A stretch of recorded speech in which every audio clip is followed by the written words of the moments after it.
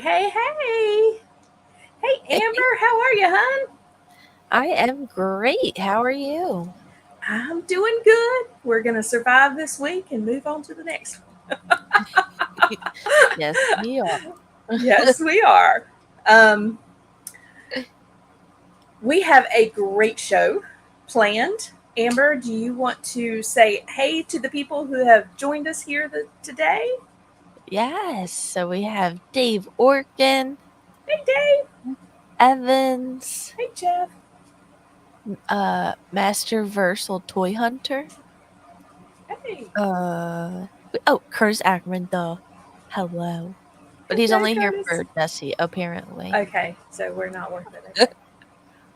So we have Brian Lynn and Stacy Lynn. We've got William and then Rob Zamora, Jesse himself, Jordan, and G, Darla Ackerman, Hey, Darla. and we have Ed, and Mark R, and Sake. Hey everybody, and Stacy, I can't wait to see you either. It's gonna be so much fun. All right, guys. We have been promoting, and I hope you guys all have your flannels on. Cold, and let's welcome Jesse. Hey, Jesse. Hello there. I told everybody that they needed to turn their air conditioners down way low and wear their flannels tonight while we were talking Amber, with you. I can't believe you're wearing a flannel looking item right now. Like, I'm just getting hot. The air conditioner actually makes me so cold, Well, there you go. so it works out perfectly. Nice. It works perfect. Usually I Way to have a go. little blanket that I'm like under. That's awesome. And oh my gosh, I'm never gonna live that down. Yes, Brian. Space things. Space. Spacey stuff. And I don't have a Legion's lady shirt, but this is as close as I could get. So, Oh, that's awesome. I have my Legion's lady shirt on because I don't have a just shelve it shirt. I Just thought I'd do. throw that out there. well, I'll be talking to Dave Orkin on the ride down. There might be a new one this year. Awesome. Then I'll get one. Yay! Oh, that's funny. They are never, ever going to let me live down that. Okay. Couple of things to talk about before we get started. Um, Number one is let's go over the summer of Cosmerium. Um, I believe I heard Jeremy say that this is probably going to go through August. So still get these at 20% off most retailers. Um, they are fantastic. They are just awesome. So, Jesse, if you're going to get another one, which one would you Ooh. pick out? I got to go with the without customizing in mind, just as is. I would say the Sphexian Minor. Oh, yeah. He's great. He is fantastic. And That's Amber, my if you first had to pick. pick one, I don't even know. I think I would go Callie and Sean. yeah, she is amazing. I picked up another Ziri. I just couldn't help myself. I just don't feel like you ever can have enough Ziris. They can be That's used for so so true. many things. You I'm going to know? take mine back and say Slug because I don't have Slug yet. You don't have Slug yet? Oh, No, I he's don't my really favorite. like the whole warden prison thing, but he's the only one I He's don't so have. cool. So So I was not obviously the guys over here in the comments section is giving me crap about me saying space things because I did. Um, I think it was last time we were on, right? Amber, is that when I said that? So, Yeah, I think Rye was on that episode. oh, that's right. Yeah, Rye was on that episode. Anyway, and Yes. so I couldn't get my head around cosmic so I just said the first thing that came to my mind. And so, of course, the guys are going to give me crap for it always, which is fine. It is a lot of fun. So I am just not that big into any kind of, cosmic things. It's not my thing. I'm just not. Sci-fi is just not my thing. So Kevin loves it. And so when he ordered these, I was like, okay, get whatever you want. And then Slog came in and I had to have him. And he sits on my desk all the time. And I love that big old meatball. I mean, I absolutely love it. I just think it is one of the coolest figures. And it is just a chunk. I mean, it is so heavy and just a chunk. And I just love it. So At least you're not doing a show with Curtis and your mouth to brain connection doesn't fail you multiple times a show. So love you, Curtis. still happens to me all the time, Jesse. Okay. So, Summer of Cosmerium, you guys go out there, show our retailers some love, buy some cosmics. You can get some great deals. I was so excited to be able to get some of the deals on those. I think they're fantastic. Um, the other thing that ends tomorrow ends on 8/2. If you have not already taken a picture of your favorite Cosmic Legion, post your picture to Instagram, not Facebook, Instagram, and use the hashtag my favorite Cosmic Legions, and be sure to tag 4_horseman_studios. 6 accounts will be selected randomly. So they're not choosing the best picture, they're just choosing 6 random accounts, and you will receive a prize pack, and it will include the Tusk Heavy Gunner that will be available tomorrow at IshCon. So, last chance to take your picture, get it in tomorrow, and yeah, let's see who wins those 6 prize packs. Of course, I don't know if you guys saw, but I chose Slog.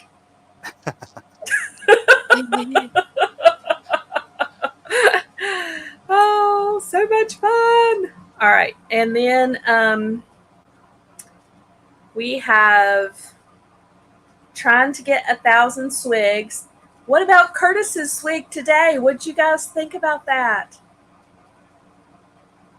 That was so cool. I didn't even know he was working on that. So I think I keeping didn't see secrets it. from me. But I thought it was really cool the way he worked that head into the cosmic helmet and everything. I know. Like I had to look at it 3 times before I realized what I was looking at. I did too. I was like, what? There's the ears. How did he get the ears coming out of that cosmic helmet? And then you got the clear plastic piece in the center. Mm-hmm. It was fan freaking tastic. Oh, Curtis, oh, what a whoa. great job. Isn't that cool? That's amazing. I know. It just looks so good. It looks like it was made that way. I cannot believe how good that was. Curtis, that was awesome. Yeah. That was So great. 1,000 swigs. If you are going to Legion's Con in November, bring a swig.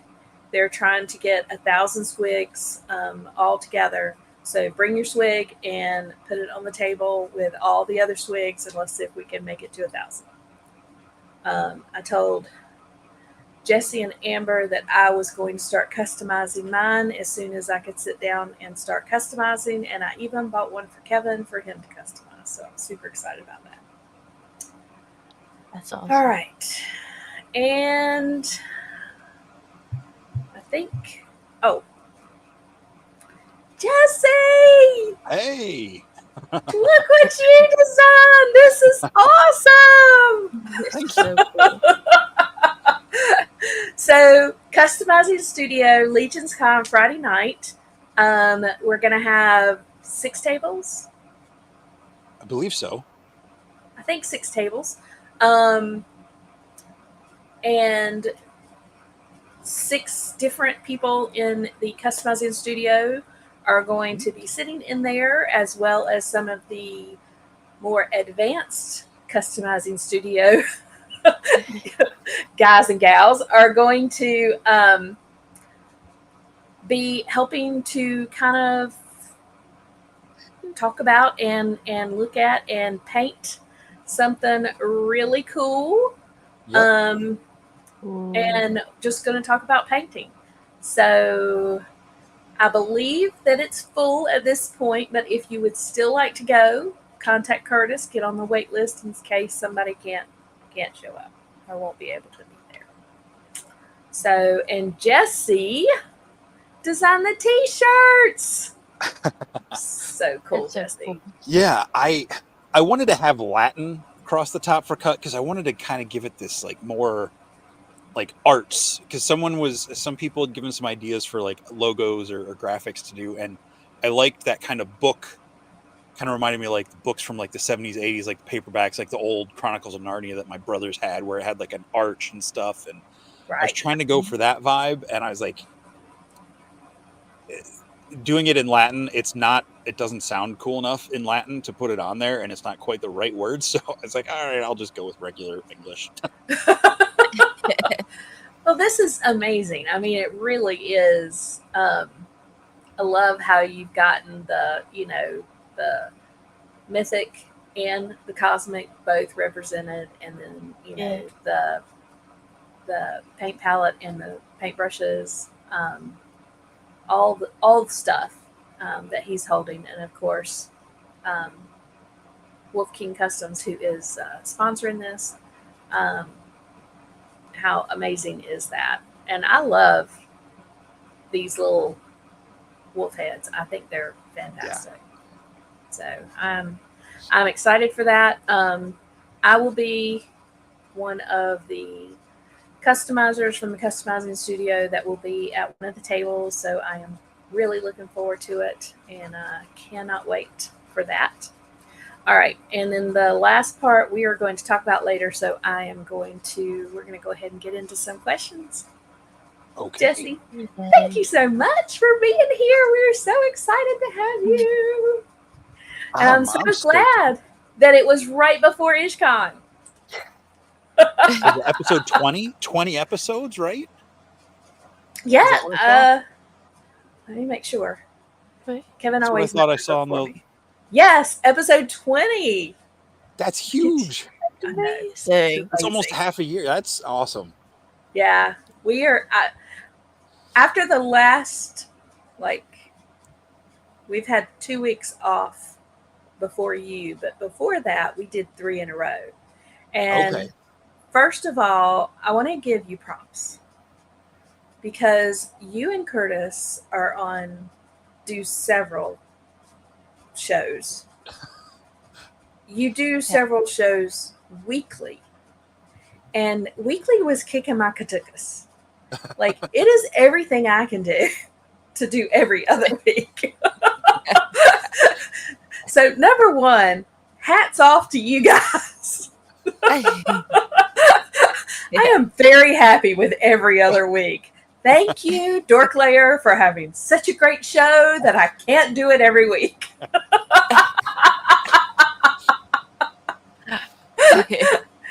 I'll tell you what, our show is the Sunday night show. The shooting stuff is, I mean, you both were on a while ago together. Yeah.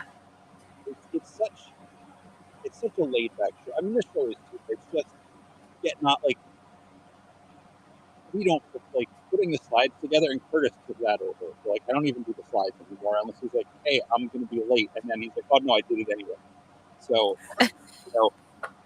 we just go up and talk. So it's not a lot of work. It's actually like some people have like movie Sunday night or whatever they do. Like that's kind of my end of the weekend. It's like, all right, back to work. So it's kind of a good way to wrap up the weekend. Look forward to it. Well, I will say hats off to you guys because I am telling you, it was a lot more difficult than I was expecting doing back to back. Because, I mean, I do create slideshows and I, do the questions and stuff. So, little muffled, Jesse. My volume's my There you mic's go. turned all the way up. Okay. Oh, that's Um, better. that's better. Yeah. So, but yeah, hats off to you guys. I don't know how you do it. Praise God, we don't have to. Um, Right. so, Jesse, let's go way back. Think way, way back. Well, not as far back for you as for me, but way back. um, what were the first action figures that you collected as a kid? Oh boy. I mean, I don't know. My way back. I don't. How far do you think my way back is? Not as far as mine, I can promise you. Okay, can't be by too much difference. Um, man, I don't remember. I know like Star Wars, He-Man, and Care Bears have just. I feel like have always been there. Now I know He-Man didn't come out when I was a couple years old before He-Man stuff started coming out. So, Right. but like getting a collection, it would probably be like the Care Bears and He-Man. I don't remember which one came first, but and that, like I said, Star Wars just from the get go. Yeah, Kevin said, how did he phrase it? They went from playing Cowboys and Indians to playing Han and Darth like overnight when Star Wars came out. It was like it was such like an immediate flip, first shoot, and then when that came yeah, out, everything after that was completely different. But yeah, so Star Wars made such an impact on so many kids yeah. from that era. Um, so Care Bears, Star Wars, and He Man. Mm-hmm. Now, did you have a favorite? Uh, of the three, no. Like I just it was they were all. I mean, other things came in. Like I had a couple GI Joe. Transformers was right in there with all that Lego. They were all just. It depended on what flavor I wanted to go into that day. Do I want to it just whatever mood hit, and every now and then they'd all be in the same place. Right. Um, but yeah, I don't know. I want to say probably, man, that's tough. Probably Care Bears just because that was my family nickname. And I remember that was like my first themed birthday party when I was like 3 or 4 or something. And it's talking animal characters, which I know I'm going to regret saying that again and getting clipped. But yeah, I'll go with Care Bears. That just, yeah, I'll go with that. Okay. Um, out of all the figures and stuff that you had as a kid, do you still have any of those? Um, I have some of the original Star Wars from when I was a kid. Some of my brothers and sisters ones that got left at the house, when they went off to college and stuff. Most of my other stuff either got given away or I had to sell stuff off. Like I remember a sad day, my stepdad made me sell all my He-Man so I could start my college fund. So I had one of those little red wagons with like the sides that popped out Oh. down on the side of the road with like a construction piece of paper taped to it, said, He-Man for sale. We lived like on a country road, so it wasn't like high traffic neighborhood.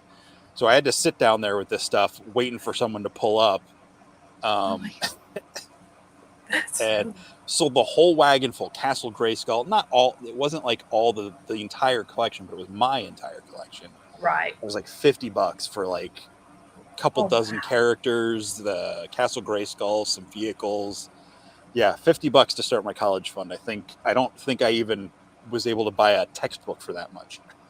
God. No. Right? Oh, Oh my goodness. terrible. So you and your mom are really close. Mm-hmm. I did some research.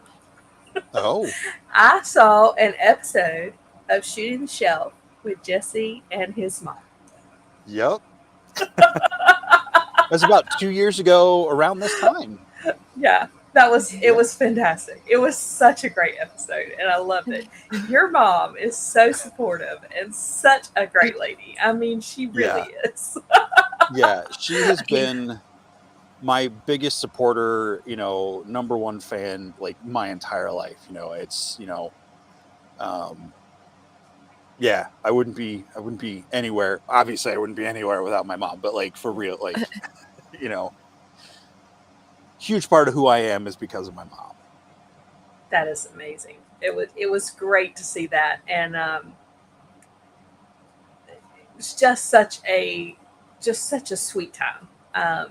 You and your mom talking, and her, you know, telling stories and getting upset with your brother. Now you have brothers and sisters. How many Uh-huh. of each? What's your family dynamic? I have 3 older brothers and an older sister. So, and they range from 14, 13, 12, and about 9 years older than me. Oh wow! Yeah. So you were a surprise baby. Yes. And I jokingly like to say, disappointment from the start because my mom wanted a girl. My sister's technically adopted. She's my dad's like great niece.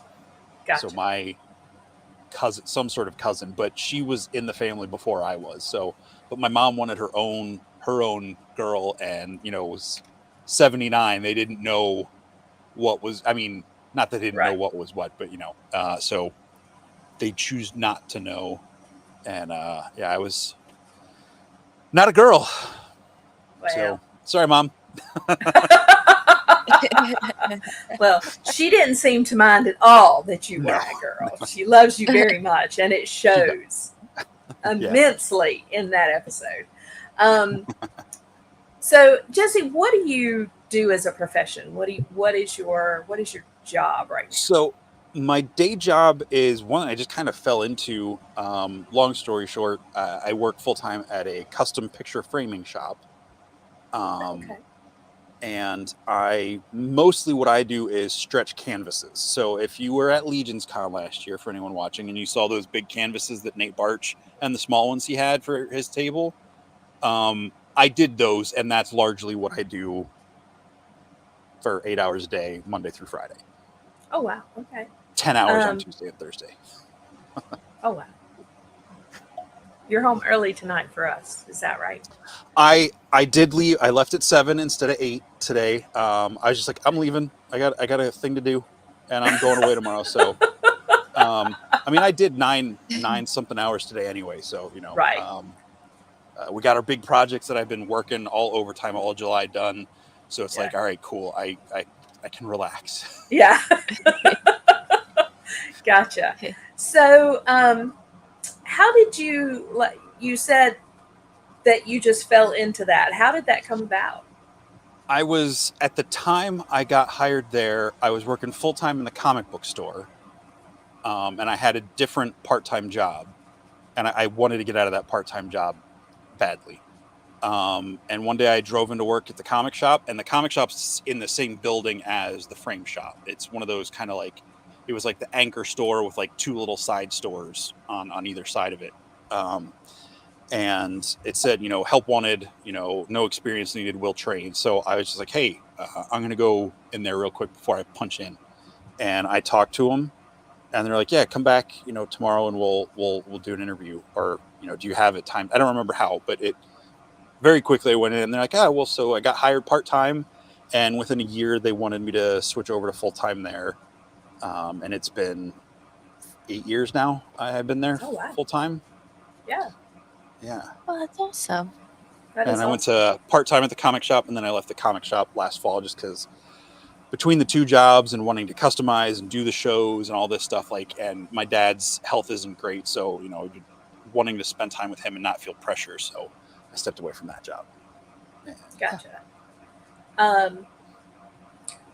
If you could choose anything, if you could make the choice to do a different profession, to do something completely just what you want to do, what would that be?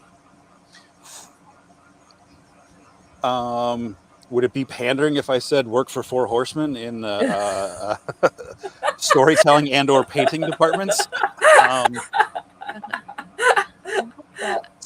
That would, I mean, if I could get very specific, that would be something I would love to do.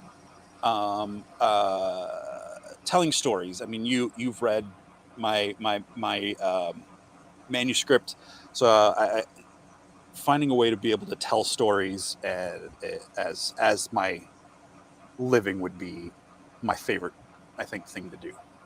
That would be awesome. And you're very good at it. Just Thank you. let's put that out there again. Very good at it. I enjoyed the story. The position that you have now, stretching the canvas, what is your favorite part about that job? Like, what do you really like about that?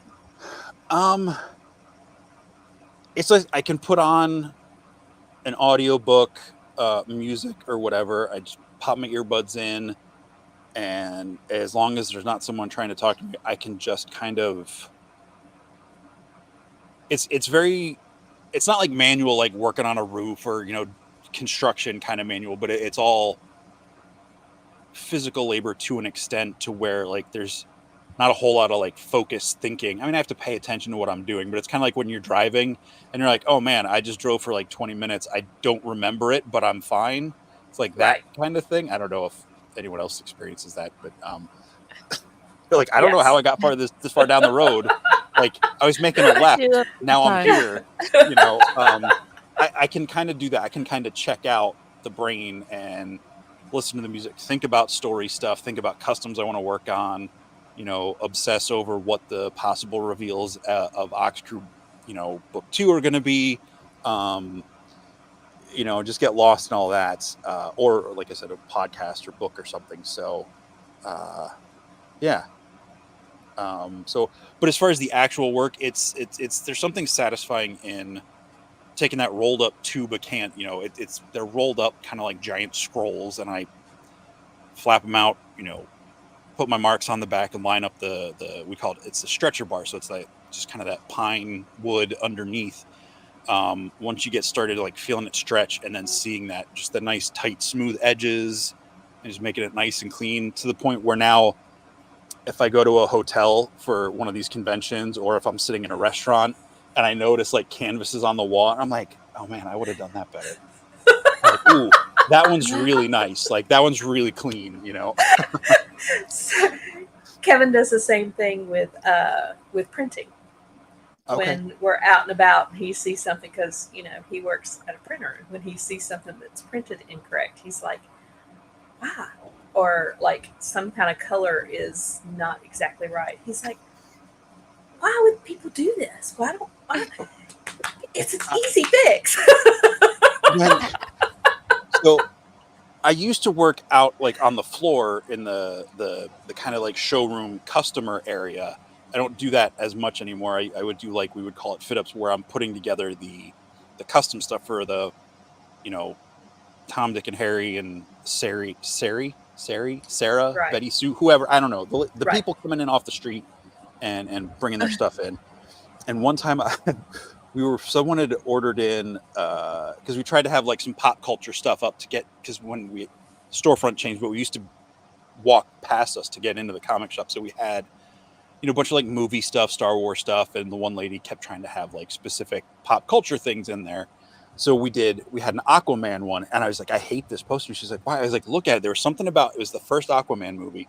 something about his like the gauntlet on his forearm or something was like Yeah. photoshopped weird, and I was like, this was mass produced. This was like the icon of him on every like, you know, if it was on a Pepsi can or you know a tote for school lunches or something, it was that picture. I'm like, this is horrible. Like, Right. how did this not get? I noticed it right away, and I wasn't even looking for it. So yeah, seeing that in print must be infuriating for him. Oh, that's funny. Um, so Terrence St. John said, "Why not self-publish?"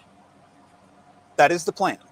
That is the That plan. is the plan. There you go. It's just taking the time to get it edited. I originally posted my story as blog posts, so they would be like 2.5 page or page and a half to 2.5 page chapters. Right. So it's not formatted for book publication. So I'm trying to clean it up and make it flow more like a published book than Gotcha. what it currently is. Gotcha. And Slap Happy Toys is here, and do not ever remember Jeff being in the comment section. Just want to say hey to Jeff. I don't. You may catch us afterwards, but I don't usually see you hanging out, so I just wanted to say hey and what's going on, and yeah. So, oh, it looks like Trevor said I critique typefaces, and I would imagine that would that would be the same. I mean, it's something that you when you get to where you're doing stuff like that, it becomes automatic. I want to say something, Trevor, but I don't want to say it specifically to Trevor. I would have said it to whoever said I critique typefaces. Yeah, but it just happens to be Trevor. I'm not trying to pick a fight with him, but I like Comic Sans. I would never use it for anything like to formerly publish, like, but like I like it. I like it. It's fun. woo. There That's might the be some. typeface that plays in my head. Yeah, That or like that distressed typewriter. Yeah. Oh, that's hilarious. Now, you said that when you get in the focus that you listen to books. Mhm. Of course, I am an avid book reader. What type of books, what genre of books, or what do you have specifics that you like?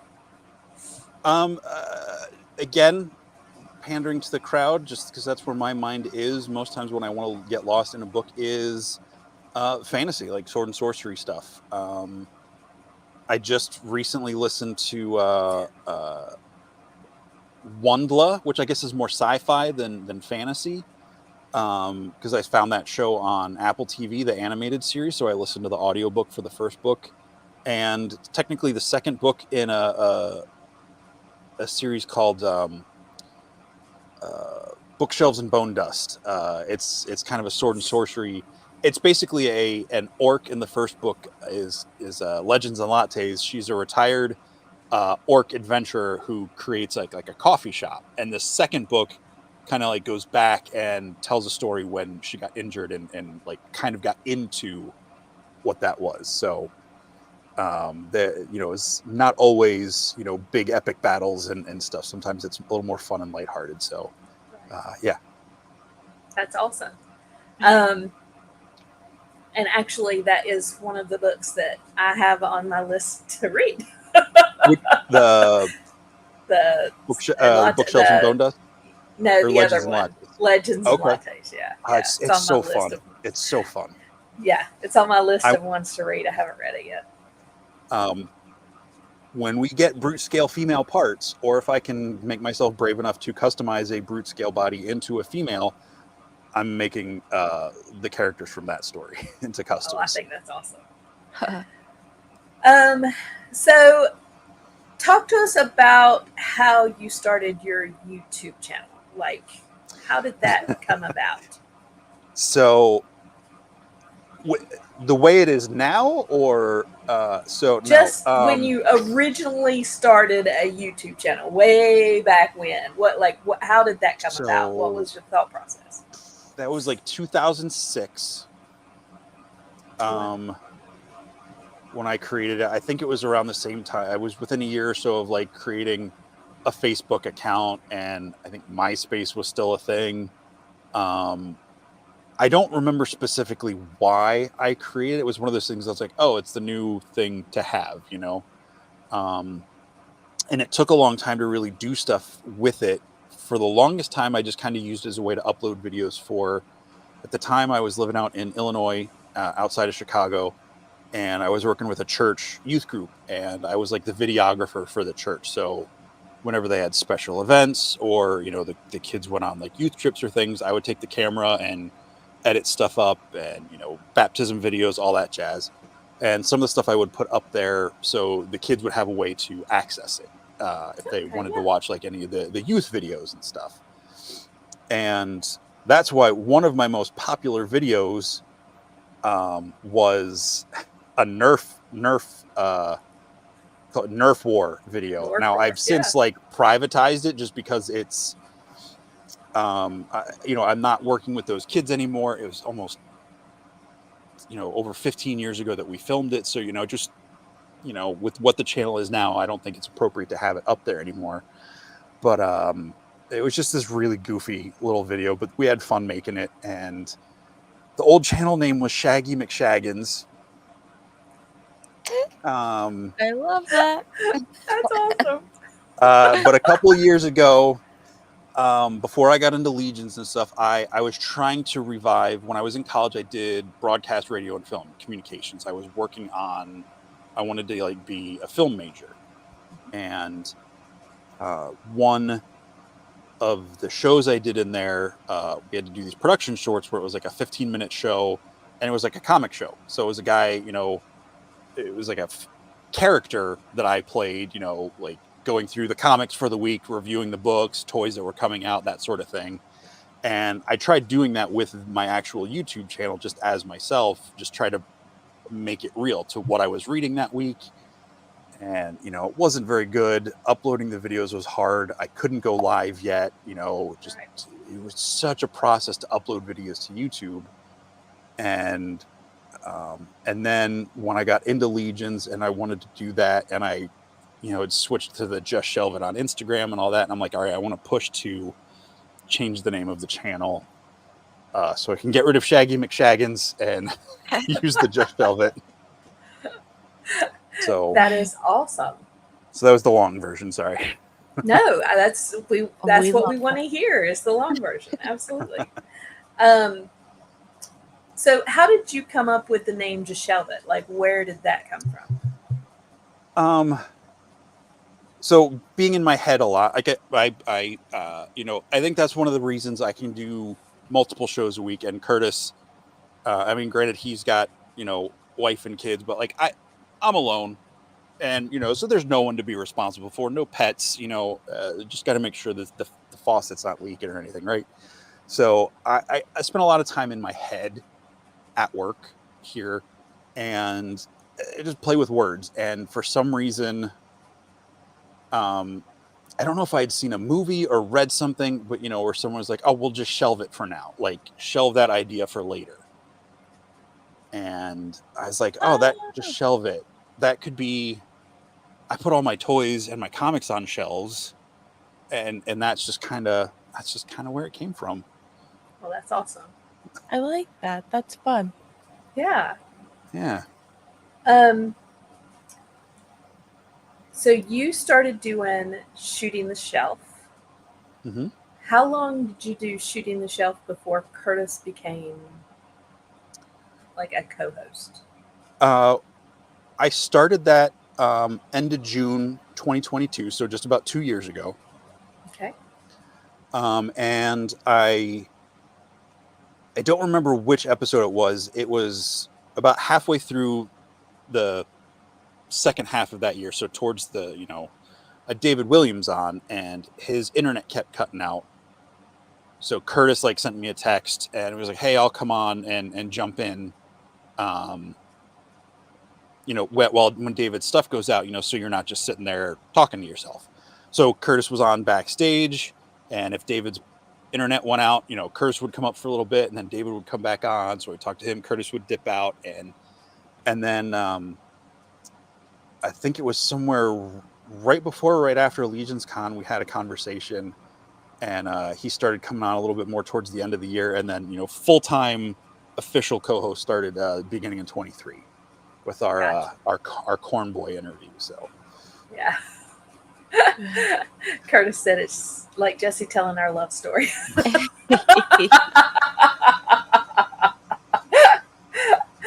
Oh. Um, if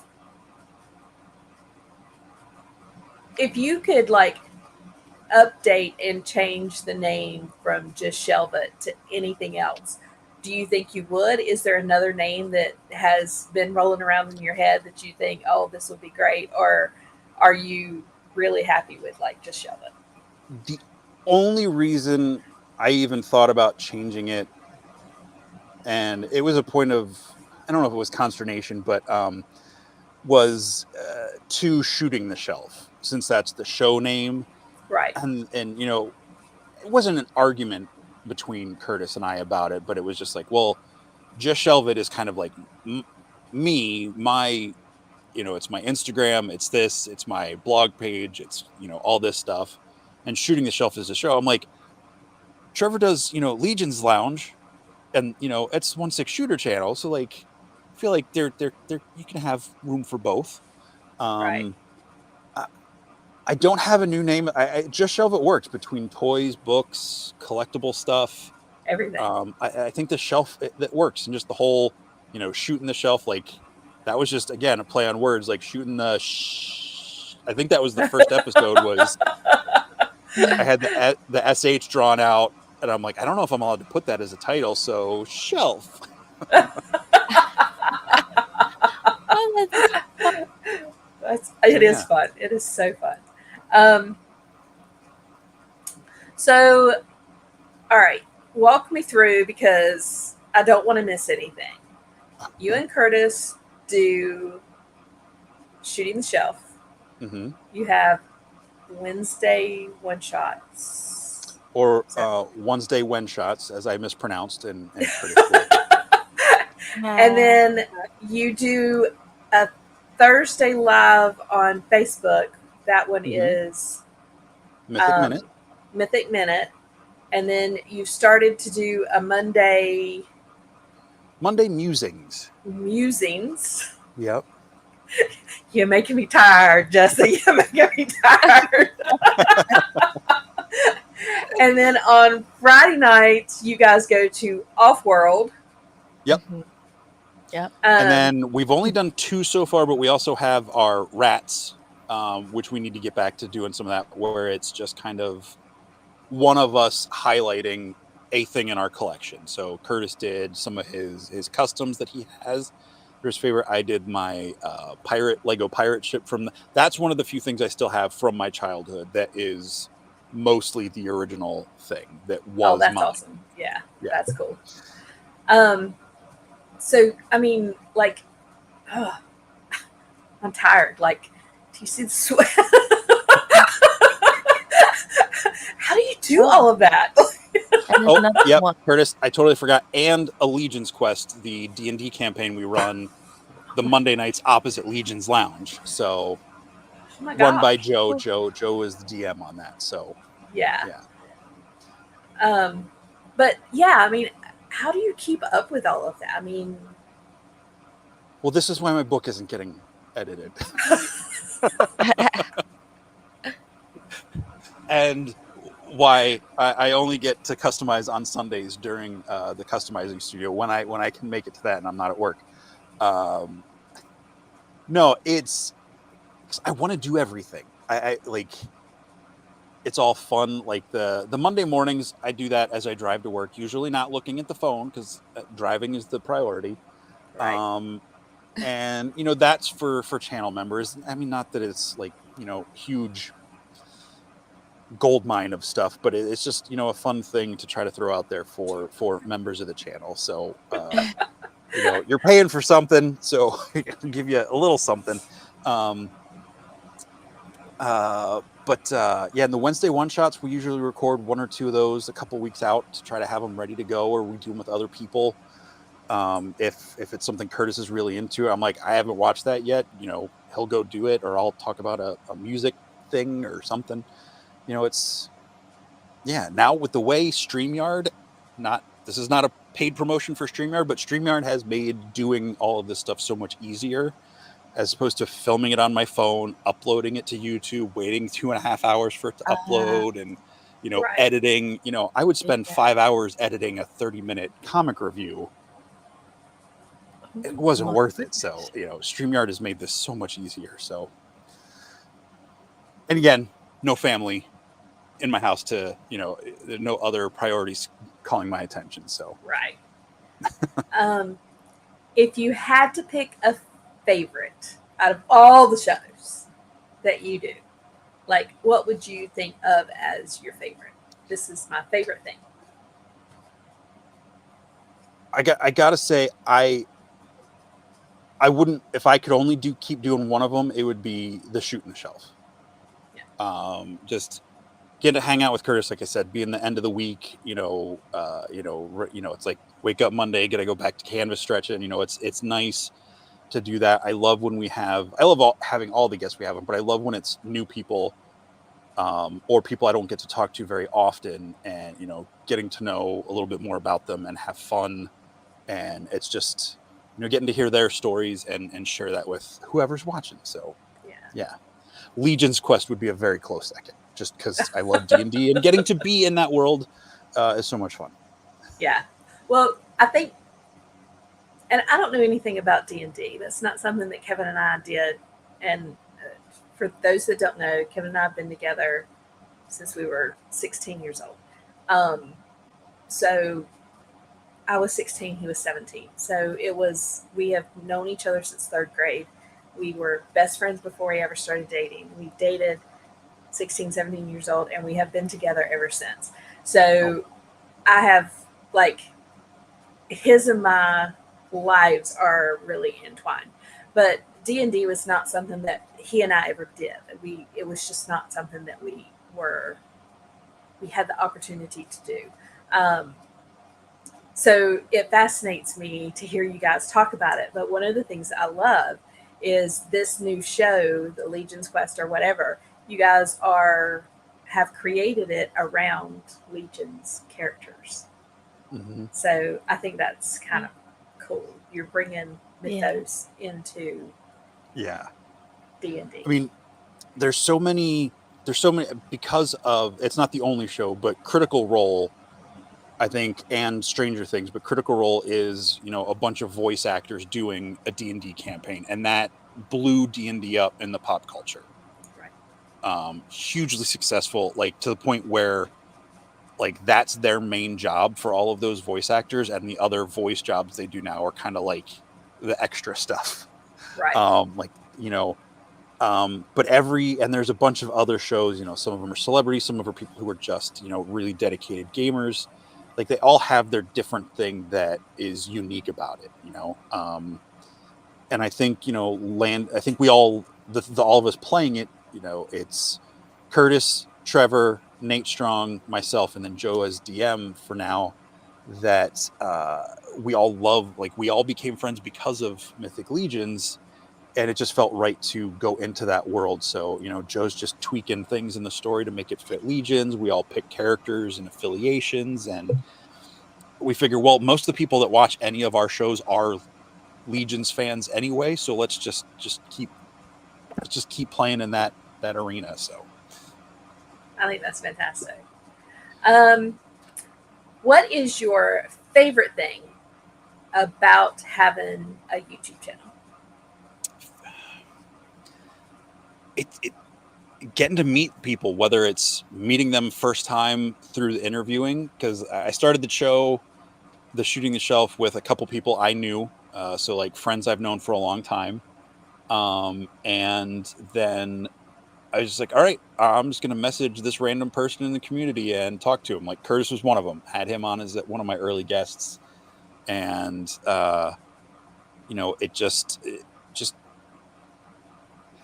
it's weird. Like I feel I'm introverted, but also extra, like it's like a weird thing. Like I try not to define myself by either of those things, but like most of the time I'm like, nah, I don't want to be around people, but I get on here or I go to the Legion's conventions and it's just like I want to be around these people. Right. And yeah, I think just getting to know people and share stories and find out what common interests we have or how we can uh, what's the word, politely disagree on things if we don't Yes. share the same opinion, you know. Yeah. Yes. So, what do you think is the worst thing about having a YouTube channel? Worst thing about having the YouTube channel is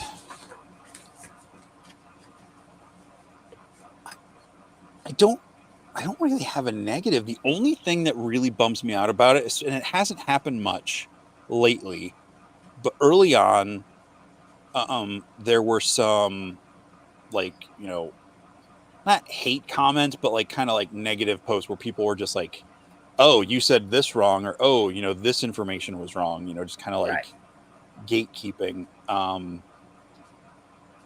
And yeah, the bots, when the bots show up in the chats, but someone usually crushes those before I can realize it's a bot, and I'm like, oh, that person's kind of being obnoxious, and then I'm like, oh, that's probably a bot, and then it's gone. So thank you. I'm pretty sure that's Curtis. So thank you, Curtis. That's taking care of it. Not that he's the bot. I'm not saying he's the Right. bot. Um, uh, but it's fun. Like I said, I was studying that stuff in college, so it's just taking things I've spent some time learning and just talking about stuff and having the channel doing things I enjoy. So as soon Right. as it feels like it's work and like I'm like, oh, I have to do this, like it becomes like a slave dedication to it, that I don't like. If it's like, Right. oh, I got to get this done because we got the show, that's one thing, just regular, that sort of Right. stuff. But yeah, but I haven't had a lot of that, if at all. So Well, good. All right. Let's talk about when you were on your own. You're out of college. You're on your own. You're working. You're living by yourself. All that stuff. Um, what did you like? What did you get into as far as collecting goes? When you got on your own and you could buy your own toys, comics, whatever. What mm-hmm. did you start collecting at that time? So like we said at the beginning of the show, like the He-Man, Care Bear, Star Wars, Lego, Transformers, all these different things. Some of the stuff, I had some of the Adventure People that was like given to us by family friends or different things that were just donated and whatever. But when I started making my own money, so like through high school, I was into comics. It was all comics all the time. That's all I wanted, and music. So comics and CDs. Get to college, comics have kind of died a little bit, if and so it's like late 90s. Every now and then I just wasn't finding toys that I liked that much. I was still collecting the Star Wars Power of the Force where they came out in the early 90s, but it was just real hit or miss. It wasn't a lot of money to spend in college, doing a work study that was supposed to go towards paying for college. But um you know I do remember spring of 99, before Phantom Menace came out, I took all my books back to the school bookshop, traded them in, got my cash back, sprinted over the railing, went and got my friend. We got in the car, went to Toys R Us, and I blew all that money on Star Wars Phantom Menace figures like immediately. And somewhere in that time period, there were some comic book figures here and there, video games I'd gotten into, and like McFarlane stuff. So I guess I was getting some Four Horsemen stuff before I knew who the Four Horsemen were. Right. So some of the like medieval Spawn, and then like just kind of their different themed stuff. I really like the details. The articulation was pretty bad. Like those were statues that like an elbow could pivot, or a wrist could pivot, but they were pretty static. But like that stuff is kind of where I really got into like being an avid like collector, like looking stuff and that sort of thing. Um, so let's take a step back. You loved comics. Like, what is your favorite comic X-Men. series or X-Men? Okay. Yeah.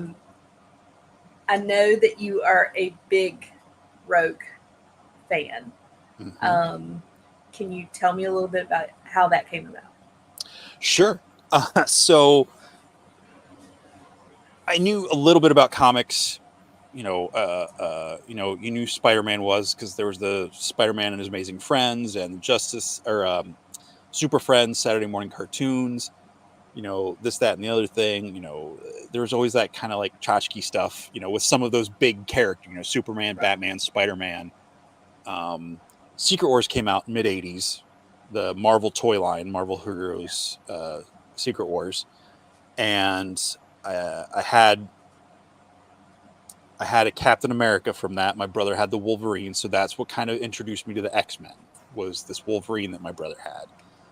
And so it's mid to late '80s. He had some of the Secret Wars comics, and one day he was at work, and I was in 5th grade. I took a couple of the comics with me to school because it looked like a rainy day, and or just I was like, oh, I got my brother's comics. I'm going to take him to school and look at him if I get some free time or something, right?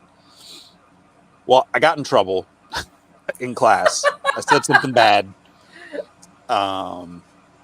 which shocked me now looking back. Like, wow, But I said something bad, so I had to sit inside during recess. But I was allowed to read, so I got my comic books out, my brother's comic books out, and I was drawn to this girl in the comic. It was Rogue because she was wearing an all green, like green and white uniform. So Right. this was pre '90s X-Men. This wasn't Right. the overcoat and the green and yellow. Right.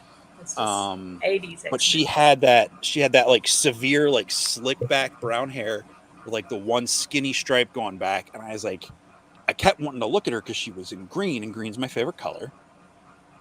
But it's like, who is this angry old lady? Like, why do I keep wanting to look at this angry old lady? Because she had I didn't know she was supposed to be like 19 or 20 at the time of that comic. Right. As a 5th grader, so I was 10.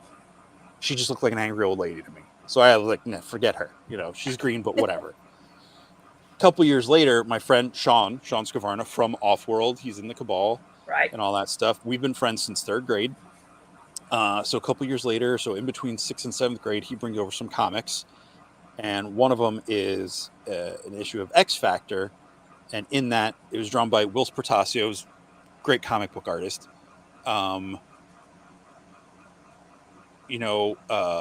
I see this girl in green again with the white streak. I'm like, oh, she kind of looks like the girl from Secret Wars. Sean was like, oh, it is. I was like, she looks really different. He's like, yeah, just different art styles, whatever. But she's there. She's got this huge, like 80s, like big poofy curly hair with the giant white streak. And I was like, I'm into this. Like, she looks a lot cooler than that. And like Wolverine's in this picture too. So like, I know who he is already. So I'm in. And the artwork in that early '90s era was so different from a lot of the stuff beforehand, and that's what drew me into it. So Jim Lee comics, Jim Lee, Whilce Portacio, all the guys that eventually went over to Image and everything. So that's what got me into comics was, Rogue and X Factor issue 69, Muriel Saga, pre-Gambit. That's awesome. So we are yes. In our household. I had a replica of that cover, or it was like a reprint of the issue that cover was from, or something very similar to it. So that always strongly sticks in my mind when I see your poster there. So that's actually a canvas. Oh, nice. Yeah, see those corners. No, I'm just kidding. Yeah. It is. It's amazing. Kevin had it done on canvas, but and our son's name is Logan, by the way. That's right. So you don't have to get into it. Did you get to see Deadpool and Wolverine yet? We have not. Okay. This Not yet. past weekend we were busy. This next weekend we'll be at IshCon. So we're hoping at some point we will be able to see it. So I'm trying. I am. I don't know if Kevin is. He's been gone this evening. He had some stuff he had to do. Okay. I think he's in the chat now, but I've been trying to stay away from it because I do want to see it. It's we have been really disappointed in all the franchises over the last couple of years. Kevin, as far as Star Wars goes, it's the greatest motion picture of all times. I had to learn that. That's one of his favorites, and Star Wars, being one of his favorite things, and Marvel Comics being one of his favorite things. You know, I would stand around comic book. I mean, literally, he would say, "Oh, there's a comic book show this weekend." I'm like, "Okay." So we would go to a comic book store, and I would stand around behind him and carry the bags and carry the books. I spent more hours in a comic book shows than most people have ever even imagined. But it's something that he really loved, and it's something that he did, and I didn't mind at all because I wanted to be with him. So it's just something that we did. So That's cool. but lately, we've both been really disappointed in the franchise. I mean, it has just gone way downhill. So the fact that this one I do want to see, like I am excited to see it. I think it's going to be a great show. So Have you seen the other Deadpool movies? yes, yeah. Okay, so Yeah. bar is set. I won't spoil anything. It's a fun time at the movies. Good. It is the most fun I've had at a movie probably since COVID. It's a lot of fun, action packed. I think you'll have a good time. Well, good. So, but yes, we are planning on seeing it soon. But yes, we are in this house. We have lots of comic boxes. I have to Us point out, too. I have a point of order. Curtis says, does anyone else think Jesse intentionally got detention to skip sports ball? It wasn't detention. Recess, we were allowed to do whatever we wanted. It was 5th grade still. And I didn't think I was going to get to look at the comics, so it wasn't in my... Want to know what happened was I won't say the words because I won't swear on the show. And it's not a phrase I was shocked that I said it because I grew up in a very religious home. Right. And I must have watched a movie or my stepdad said it because, he could. I was playing Oregon Trail on the computer because people would get turns. 2 people could go up and do Oregon Trail on the computer at the same time in class. It was like during it wasn't a study hall, but it was kind of like for whatever that was in 5th grade. And it was like, "Oh, you died of malaria or whatever." Right. And I go, gee, diet, like to the computer out loud. And I was like, I was shocked that I said it. I was shocked that it was loud enough that the teacher was like, "Jesse, take a seat. You're not going outside at recess." So, yeah. Well, right under that, Joe Gonzalez said, "No, Curtis, Jesse never intentionally does anything wrong." Lol. I have definitely intentionally done things wrong. And then G's down here. Jesse swore? I swear all the time on the shows, and people always act like it's the first time I've ever done it. Oh, that's funny.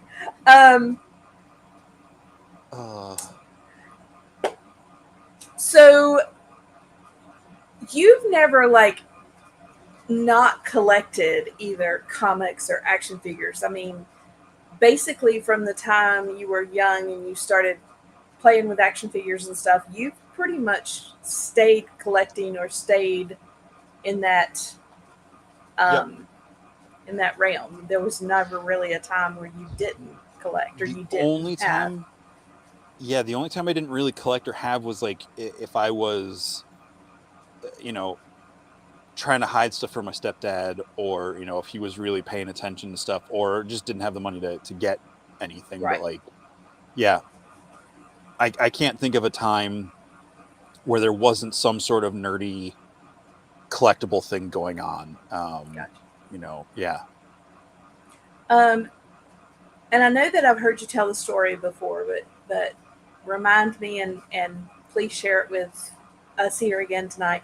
Um, how did you get into Four Horsemen? Like, where did you hear about Sure. them, and kind of what brought you to the Four Horsemen?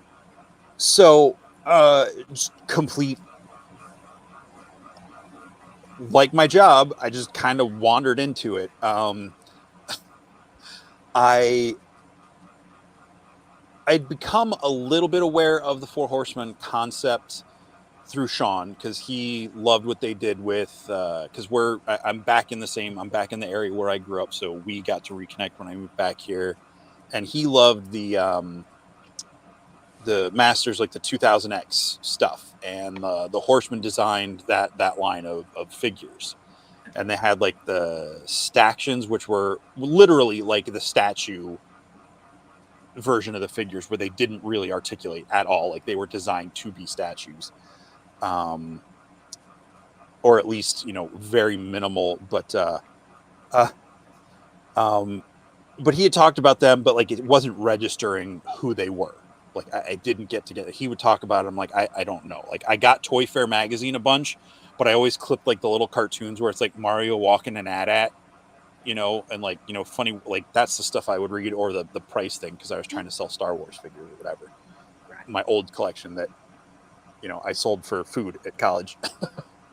um uh but in 2021, maybe late 2020, I started to become aware of the Mythic Legions figures, but I didn't necessarily know that they were Mythic Legions yet.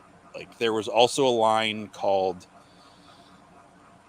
oh, I just talked about this the other day. What was it?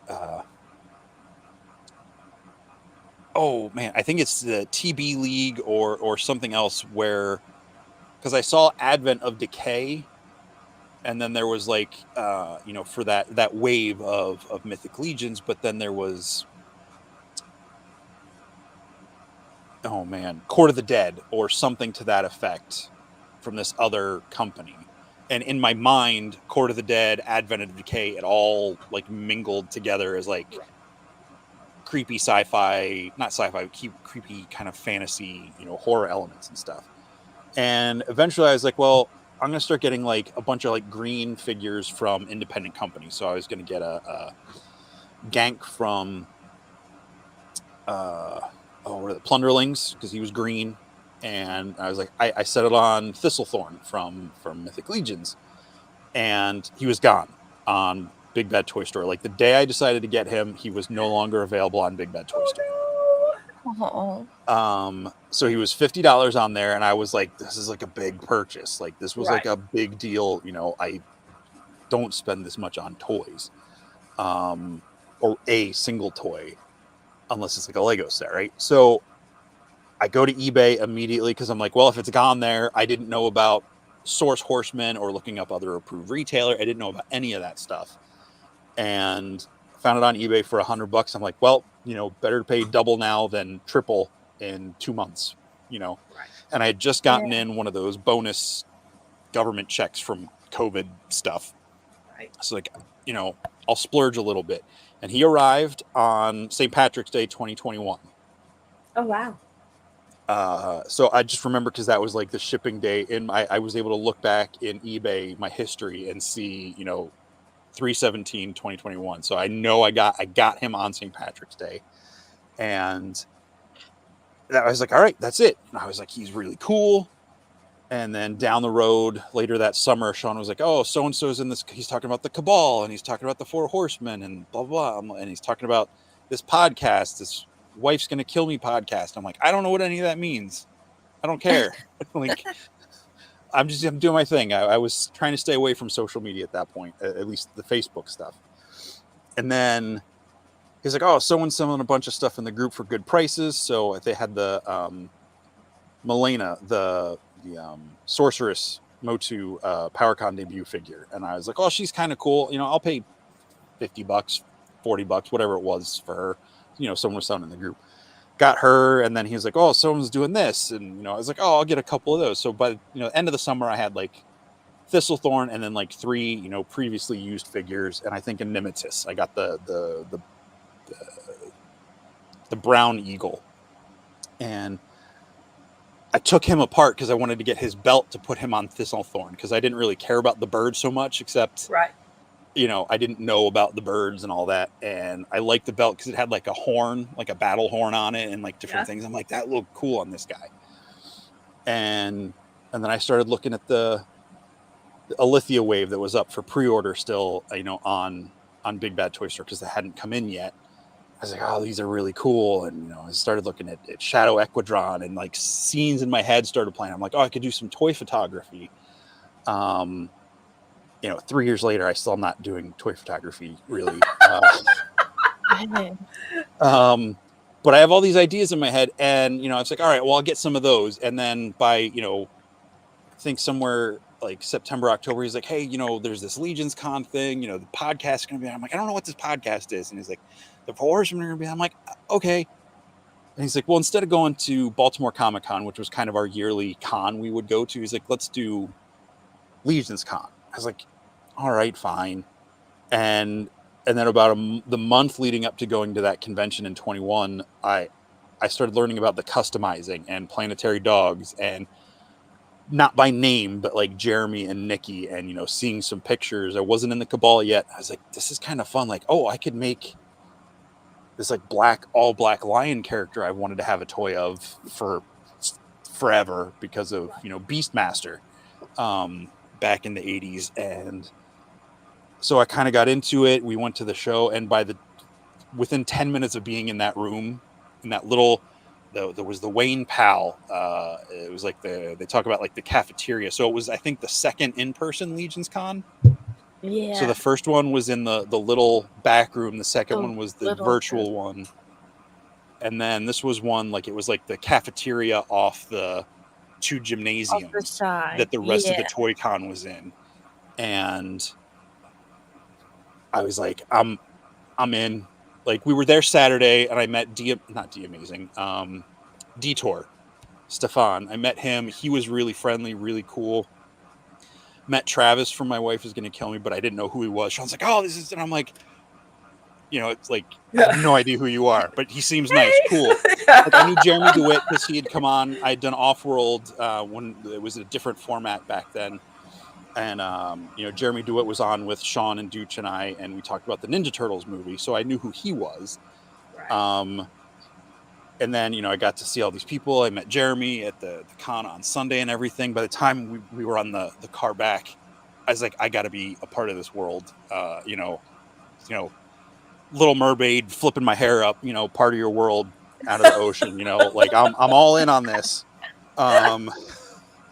And yeah, so that's how I got it. Yeah. Curtis is saying here, like, Sean's like, oh, look, there's Corn Boy. I'm like, what's a Corn Boy? Because like I didn't know I didn't know who the guys were. And I got them all to sign my lanyard, but I'm like, I don't know who any of these people are, but I'm probably never coming back, so I'll get them to sign. It'll be cool. And now, like, I'm there every year. So every year, yeah. So Thistlethorn, obviously, your first Legions, and you still have him.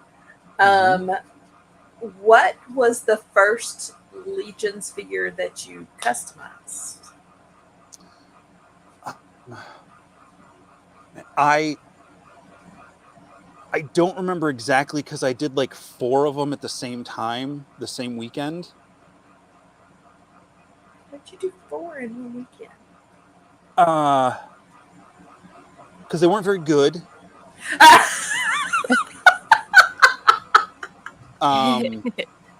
Good enough for me. Right. So we went to that convention end of November 21. 22, we went to ZoloCon in end of February, early March. And the Reinforcements Wave 1 had just come out. So I had some Reinforcements figures. So I think I customized a dwarf, a skeleton. I don't remember. I think a goblin.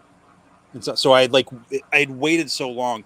And this is another part about it. Like I had waited so long to do it because like all my paints were down like in a box that I used for my D&D mini painting, and I'm like, I don't want to set all that up. Like it was like depression, anxiety, all that stuff. Like I didn't want to take the effort to set up a workstation. Right. So I was like, because then I'm gonna have to put it all away. And so I just set it up in the living room on my coffee table. I put a towel over it so I wouldn't spill, and had TV on, and that's part of the reason they weren't as good because I didn't have the proper lighting and all this stuff. But I was like, this is kind of fun. And then I was like, I really like this. And it just, so yeah, I did a couple builders that first weekend. And then pretty early on, I did, from the video game Final Fantasy IX, there's this little thing called a Black Wizard. And his name is Vivi or Vivi. He's like a little like sack boy. He's like all black, big yellow eyes, big pointy hat, blue robes. I found Brian Peacock from Heavy Hammer Customs. He made me some soft goods without having the figure in hand. So he just guessed at the sizes based on what measurements I gave him. And I made Sam from the Trick or Treat Halloween movie. So the guy with like the sack head and the orange pajamas from NECA, I turned him into that character as well.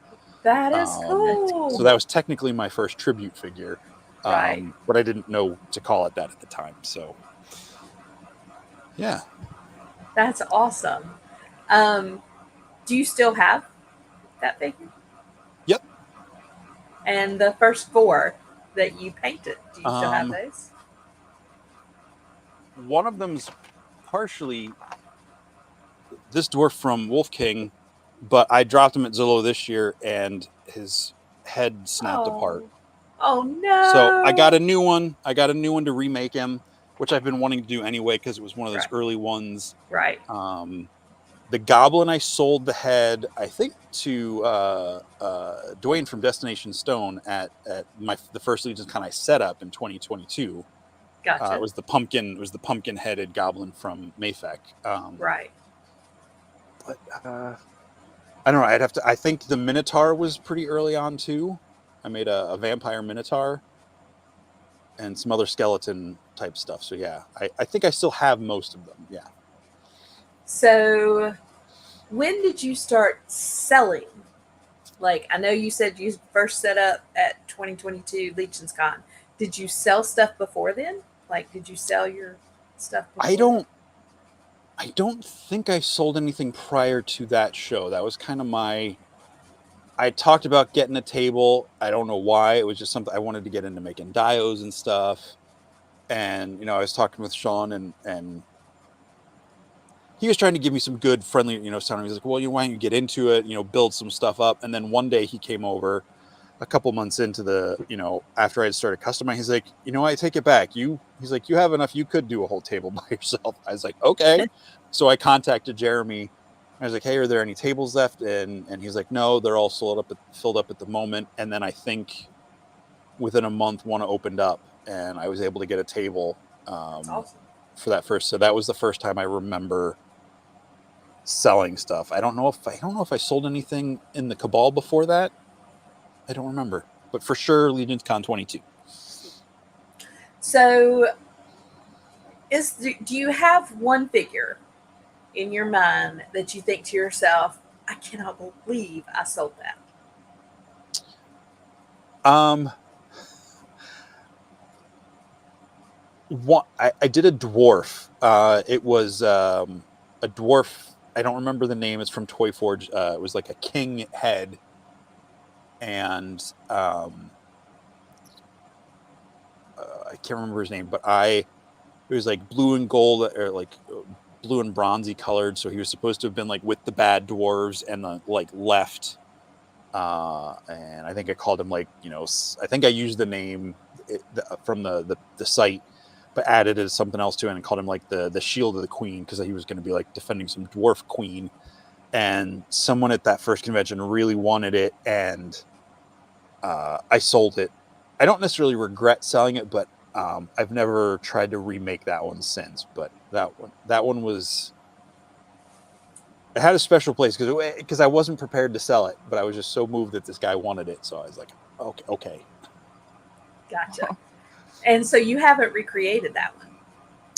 I haven't, at least not yet. Okay. You still might.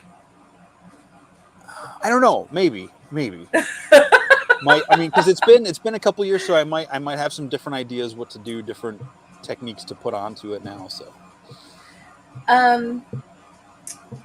talk to us about the customizing studio. I went over a few things at the first of the show about the event that we're going to have at Legion's Con. Kind of talked a little bit about it, but kind of tell us what is the customizing studio. So the customizing studio, and I'm going to straight up say I'm kind of on coattails on this one. This one is mostly a Curtis thing. He throws my name out there all the time, for it, and like reach out to one of us. And I was like, okay. But it's customized studio is largely Curtis. I think it originally started. I don't know if it started first in the Wolf Den and then moved into the Cabal, or if it was always in the Cabal. But it was just something. I feel like the first time we did it was after that Legion's Con 22. To stay connected with people, and Right. If we're working on stuff, maybe we can work on it together. So I think it initially started between him and Len. I could be wrong, but that's my understanding of it. If you're still watching, Curtis, you can correct us. But then just Curtis and I hanging out and just becoming such good friends, it just kind of became a thing where we were in there together a lot in those first early ones. And I try to get on every Sunday, but sometimes free time with people that I'm local with, like, only happens on Sundays. So sometimes I miss because of that or working. But yeah, it was just a fun way to just kind of hang out with other people. And I feel like it's gotten so huge, especially over this past, 8 months of this year. Okay, Curtis said spot on. Started in the Den. I think it was like a him and Len thing, and then it moved into the Cabal. But yeah, just and it's really cool because now this whole little like sub community, and I know not everybody that wants to be there can because of work or different things, but it's really cool. I think one time we did it just on a live stream on the channel at one point. I think on Christmas Day or New Year's Day one year. We're like, hey, we're gonna paint. You want to paint together? Sure. Let's just do it live, and people can talk in the chat or whatever. So yeah, it's a fun way, like Curtis said, to stay connected to the community and feel like you're involved, even from the comfort of your own home or wherever your workspace is.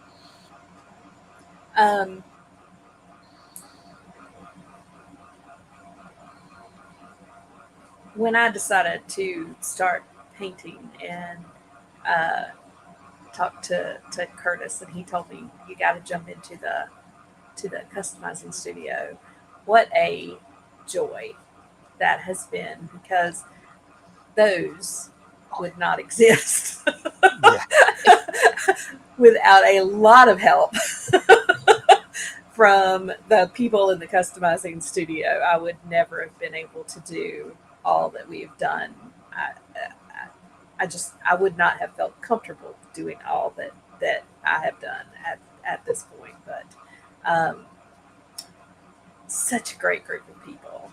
So, what is your favorite thing about the customizing studio? What is one of the things that you really are? I'll say this, and bear with me because sometimes I try to say nice things and they come out wrong because my foot gets in the way of my thoughts, like this sentence. The customizing studio for me is social time, even if it's 15 minutes of dead silence and there's 20 of us in there and no one's talking. Like, I'm in there for the interaction, the social, just being present with other people. I for my imagination and creative sake, I prefer my bigger work times are when it's just me and the music.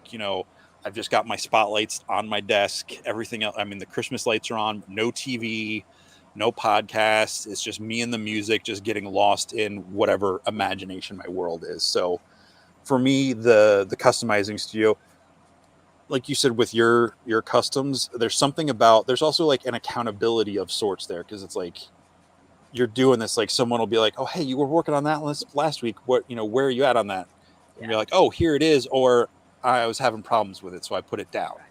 I think there's something really encouraging in that. So it's just a different dynamic for me. Creative has always been like an isolated by myself experience. Whether I'm writing, drawing, painting, doing other things, it's always been kind of on my own, except in class where it's always like teachers watching. And really the only other time that was not like that was with Sean when we were kids, getting into comics, and we'd be like drawing our characters and coming up with our own worlds, but we'd get lost in our own minds and we'd sit there for an hour just sketching and not talking. And so it kind of makes me feel like that in some ways. So I might not get as much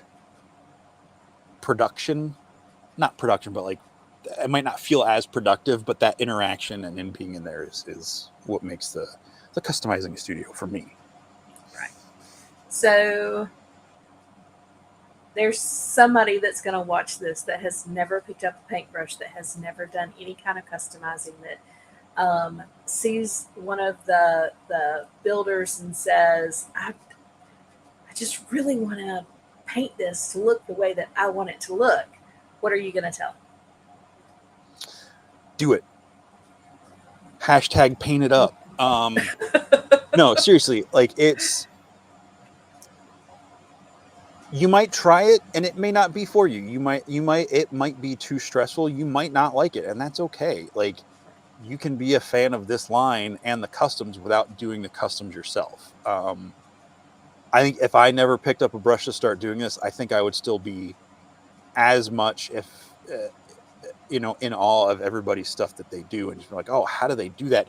Even painting some of this stuff, like when I see like Eric Miller, Giovanni Bly, I'm not going to name any more names because I don't want to leave anybody out. I could talk for 3.5 hours just naming people. Just naming people, yeah. But I see like this, they jump to mind just because I've seen some of their stuff this week, and it literally takes my breath away. Like, wow, they're working with the same stuff I've got. Right. And they're like, and not in a way where, because, a lot of people who have that creative drive, get that, what do they call it? The imposter syndrome. Like, what am I doing here? This isn't good enough, blah, blah, blah, blah, blah. Yeah, Joe, I specifically left you out. I'm pointing down in the screen. Not that you know I'm pointing at you. No, like it just give it a shot. If you're afraid to do a builder, if you buy a $27 builder, which is, a lot of money for something that you plan on painting, if you've never painted anything, my advice would be like, go grab some D&D minis or tabletop minis from a game store. Sometimes they have them just like an open box. You can buy a couple for a few bucks.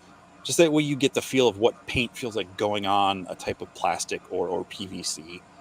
And see if you like it. $5 Marvel Legends. Or or go to Ollie's, get some stuff out of the Ollie's aisle and see how that goes. Now, whatever. But I will say, if you like that, the Legions, especially Legions, will take that paint so much better than most of those other things. Right. And it's like they're designed to be their own thing, but they have the benefit of the plastics they use and the way they design them, that they take paint so nicely. And it's, I know they say like, just start with the dots. I think that dwarf face was one of the first things I painted, and, it's skin tones. Cause it's, and I'm like, I think shortly after that I saw it, like, oh, don't start with like human colored flesh and eyes. And I'm like, oh, whoops. I did the Steve Buscemi. Yeah. And it's like, I know, my first one wasn't a complete figure. I look back at it and I'm like, I can do better now. But at the Yeah. time I was happy with it. I'm still happy with it, but like that was Jesse 3 years ago, or Right. 2 years ago. Right. And Jesse 2 years from now will hopefully better than Jesse now. So Yeah. Right. Um, do you usually try to get like one of all the Four Horsemen uh, figures for Mythics, yes. for Mythic? Okay. I've kind of fallen into that with Cosmics just because of how available they are. Since I've gotten in, I might have to. I haven't been able to do like all in orders on everything. Right. Someday, eventually, I'll get myself, trying to be financially responsible and making sure I have food and gas and Right. bills and the toys.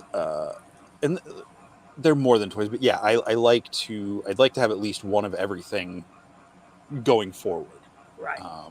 Yeah. Um,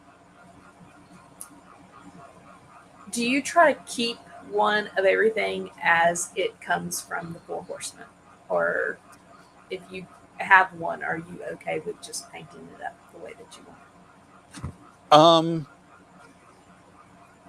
If it's older, unless I specifically bought it with intent to customize, I try to leave, especially named characters as is.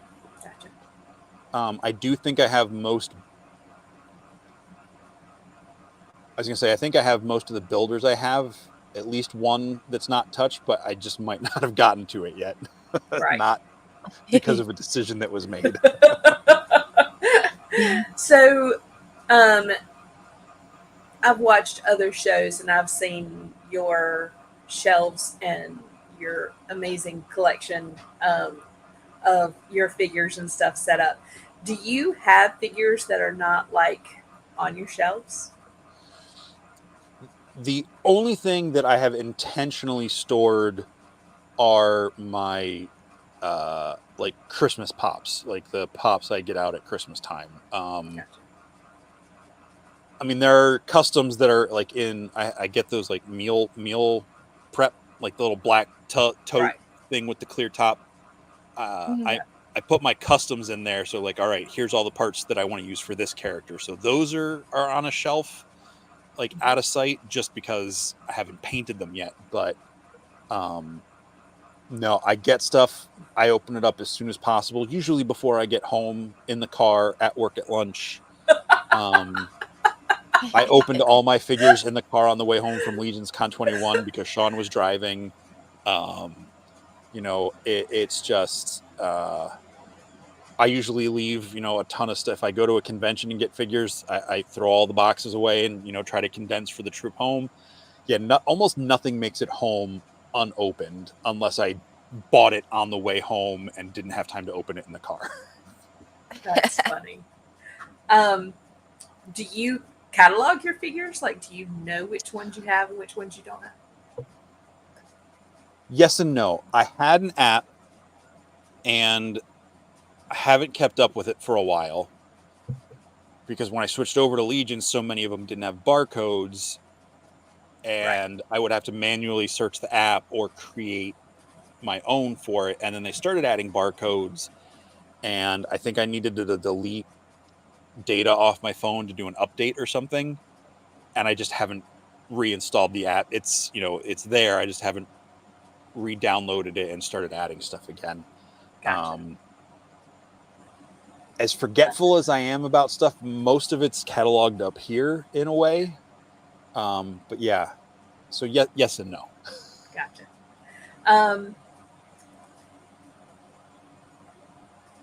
How did you get started helping Lynn at Wolf King Customs? How did that come about? So 22 was my year, like just really getting into it. So I'd gone to the 21 Legions Con, went to Zolo and PowerCon and RetroCon in 22, and was setting up at Legions Con for the first time. And then I think I'd ordered some parts with him. We had talked. And then when I went to ZoloCon, I guess it's really only been a little over a year that I've been doing stuff with him. 23, he was like, hey, if you come down, would you, he's like, you're coming down. He's like, how would you feel about helping at the table? I'm like, you want me to help at the table? He's like, yeah, I was like, okay. And then it's just kind of turned into it. So I helped at ZoloCon with Nate and Patrick. I think Anthony had some stuff there too. It's like, oh my gosh, I'm standing. The way ZoloCon was set up, like Emma knows, it's right next to the Horseman table. So it's like you're in line for the Horseman, and then there's the end of the Wolf King table, like looking at the Horseman line. And for some reason, I ended up standing in that little wedge between those two tables most of the day, or for a large part of the day, like just talking to people. Like, are you new to these? Oh, well, go through this line and buy some stuff over here, and then come over here and see the stuff you can add on to it, or the stuff we have on display. And it just clicked. And so then he was like, hey, come help at RetroCon. And like earlier this year we started talking about getting involved with the helping with the Wolf Den and some of the website stuff. And then now I'm just helping him at every show he's setting up at I'm at, or even going to MesquiCon and helping Curtis run the one out there. That's awesome. That's so cool. So tomorrow you guys are leaving first thing in the morning, and you are headed to North Carolina, not to set up for Wolf King. Correct.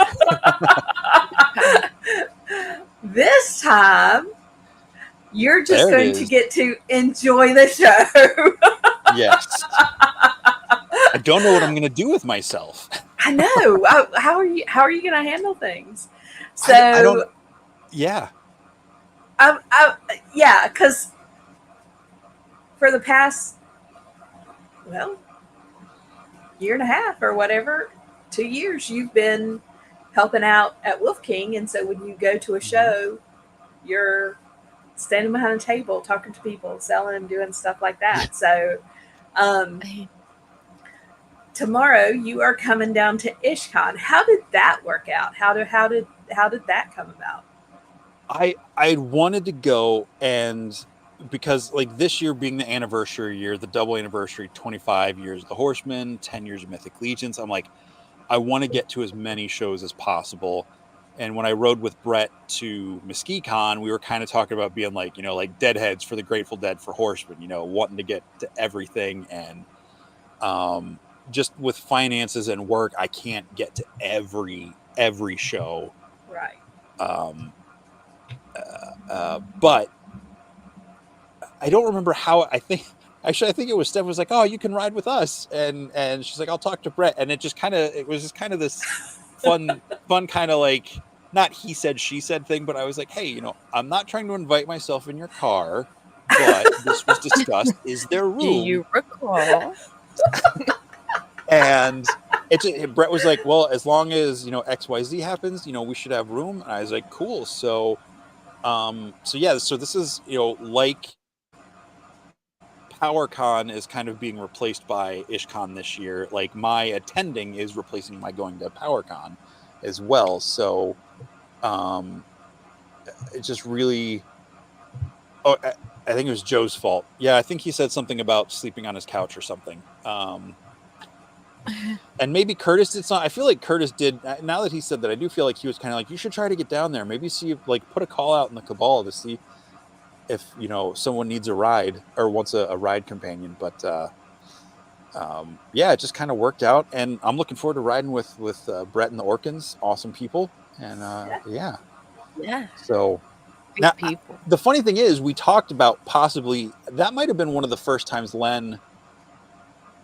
No, because I helped at ZoloCon. He talked after PowerCon last year about maybe setting a table up at PowerCon next year. If I thought I was going to go, would I mind doing it? And I was like, heck yeah. So even PowerCon has the potential to be a work trip, but it's fun. I love doing it. So right. So it'll be a lot of fun no matter what. Yes. Yeah. What is like, is there one thing that you are really excited about coming down to IshCon to see or to do or to be a part of? Is there one specific thing that you're like, oh, I can't wait for this? I'm not going to make the joke like seeing everybody is definitely the thing, because like Right. being on the East Coast and kind of this mid-Atlantic region, and getting to the stuff that the horsemen are local, see a lot of the same people, which I love, like Amber and Ryan, Eddie, Dylan, a bunch of other folks. But like going down here, it's like a whole different flavor of Yeah. Legion's people, and like yourselves, like Ish and the Purple Gang, which that Jordan and Van have come to a couple different shows up this way. Right. So Yeah. it's just fun seeing different groups in kind of like in their element, or like more their area, because that's technically the South. There is a shift in some things. Going There out to is. Mesquite Con, it was a little different. So yeah, getting to see people like in their hometown. Like I watch on YouTube in my downtime, I watch reaction videos where it's like specifically this couple called the Media Knights. They watch movies. So like I watch them watch movies, but they do it in a way where you can like sync up the movie and watch along with them. Right. Or it'll be a short version, where they've got some of the clips playing down below. And it's like watching movies with new friends. Like, oh, how are they going to react to this? And so that's kind of how I feel like with going to the shows in different areas. It's like, all right, how's not so much that it's like a study thing that I'm like paying attention to the details. It's like you're just seeing people in their home element, Aside from that, the reveals on Saturday night. Ooh, I can't wait. Yeah. So let's give a shout out to the cons that you will be at between IshCon and Legion's Con. What have you got coming up? So as far as I know on the plan, the only other ones that I will be at besides IshCon is RetroCon. And I'll be, working that's a street team. So Len will be running the 4 Horsemen table for that event. And I'll be running the Wolf King side right next to him at RetroCon, which is Oaks, PA, first full weekend of September. I think it's like the 7th and 8th. And Oaks, PA is just outside of Philadelphia, is the easiest way to say it. Gotcha. Yeah. Okay. All right. We don't have long left, but in the time that we have left, and Amber, the last 2 questions that we have to get to before we finish. But let's go ahead and start with some of these random questions. Do you want to ask one? So, where did you grow up? I grew up in right here, South Central Pennsylvania. So Camp Hill, New Cumberland, Mechanicsburg area. So just west of Harrisburg, Pennsylvania. Oh. And what was your first pet? First pet.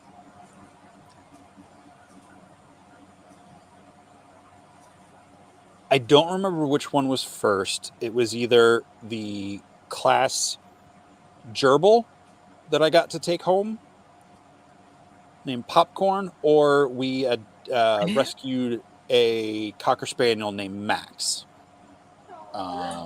They probably would have been within a year of each other. I don't remember which one came first. Oh, how sweet. Yeah, we got Max. I remember getting woken up in the middle of the night, sound asleep. I was 4 years old, 5 years old. Woken up. It was probably like 9 o'clock. But woken up, come to the stairs. Like, Jesse, we got a dog. Okay. And I was I can remember seeing this like little golden thing jumping up and down. I was all excited. And I was like, okay. And I went back to bed. The next day I got up. I think it was Thanksgiving weekend. And I was like, oh, it's Thanksgiving. We got a dog. I got to go give it a hug. So I made the child mistake of thinking dogs knew what we were saying and that they would appreciate the hug on Thanksgiving Day. So I backed it into a corner and tried to give it a hug, and it bit my nose. Oh, no.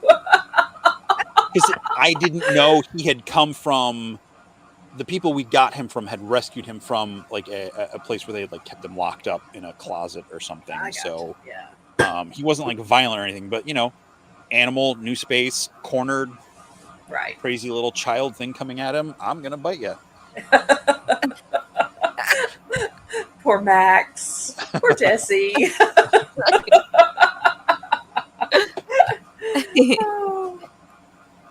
Oh. What is your absolute best memory as a kid? So I got woken up in the middle of the night to this gulp. No, best. Oh man, that's a tough. All right, not to totally like sour the episode. Up until my parents got divorced, my childhood, I mean, obviously there were times where you misbehave, you do something wrong, you get punished. But like up until I came home from first grade, I thought everything was kind of awesome. I was just that oblivious little kid living in suburb America. Yeah. Man, I'm trying to think specific memory. Man,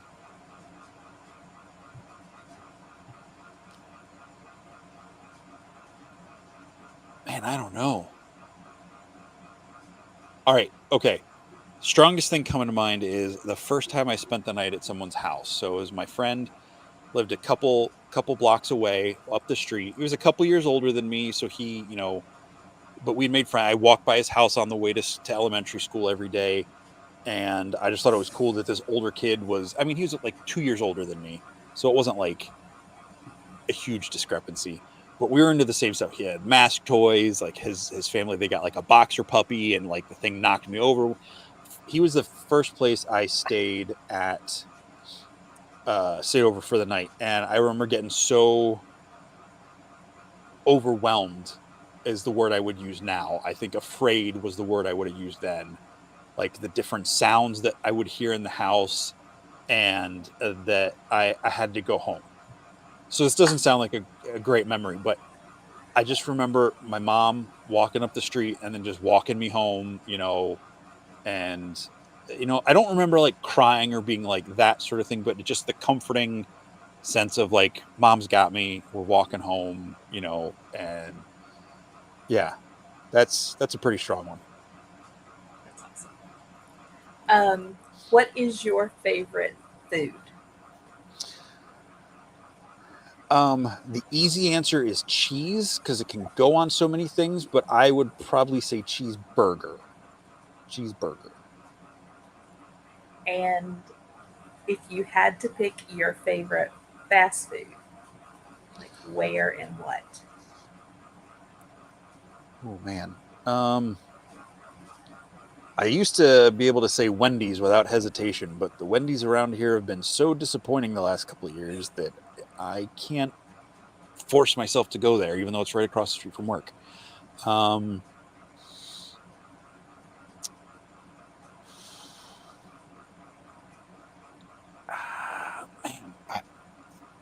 Taco Bell.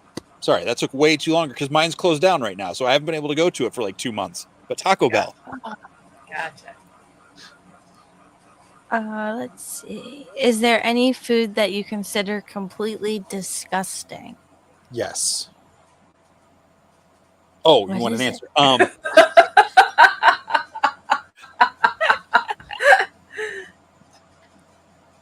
Mayonnaise of any type, Miracle Whip, just blah.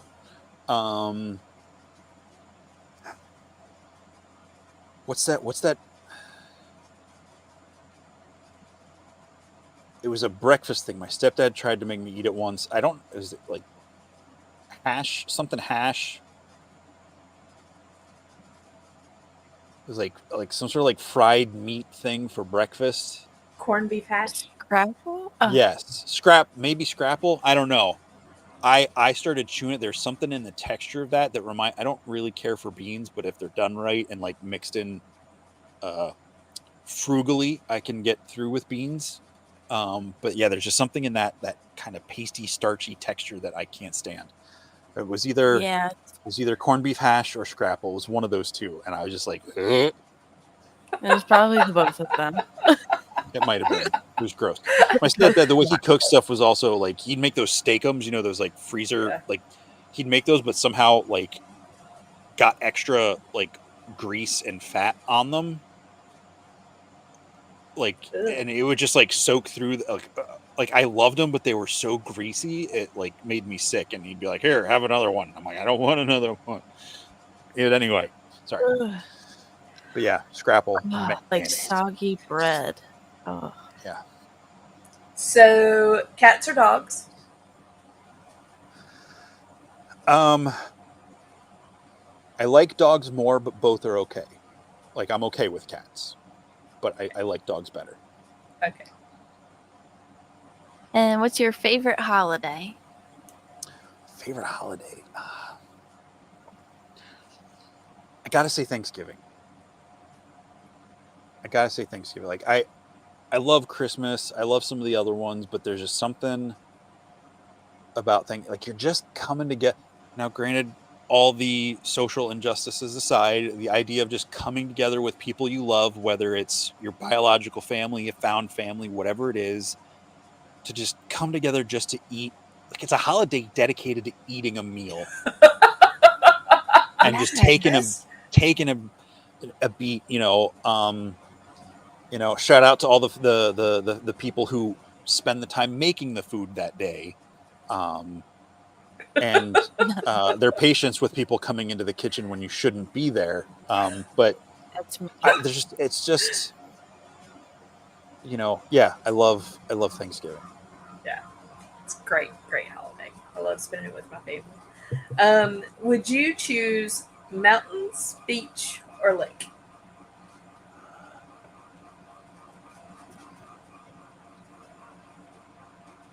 Can I choose a lake in the mountains? Sure. Okay. I'll give you that. Absolutely. Absolutely.